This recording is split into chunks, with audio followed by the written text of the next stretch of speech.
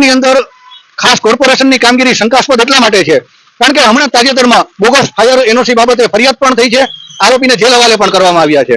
આજે પ્રશ્ન એ થાય છે કે ફાયર એનઓસી જેવી એક ગંભીર જે સર્ટિફિકેશન કહેવાય કે જેને પ્રજાના જાનમાલની રક્ષા માટે જ બનાવવામાં આવ્યું છે, એમાં પણ જો અધિકારીઓ આવી રીતે બોગસ બનાવતા અચકાતા નથી અને ક્યાંક ને ક્યાંક તંત્ર બધું ઢાંક પીછોડું કરી દે છે. કારણ કે સરવાળે સૌથી નીચેનો અધિકારી જવામાં છે એ મરે છે, એમની ઉપર તવાઈ આવે છે, એમને જે તમામ સામનો કરવો પડે છે, જ્યારે હકીકતે જેની જવાબદારી થાય છે એ જવાબદારોનું શું? આજે જુનાગઢની જે જવાબદારી છે, જુનાગઢ શહેરની જવાબદારી, તો શહેરની જવાબદાર માટે એક કમિશનર સાહેબ દરેક વાતના જવાબદાર હોય છે. કમિશનર સાહેબ કેમ પોતાની નૈતિક જવાબદારી નથી સમજતા? આજે એમના તાબા હેઠળના અધિકારીઓ બેખોફ રીતે ખોટું કરે છે.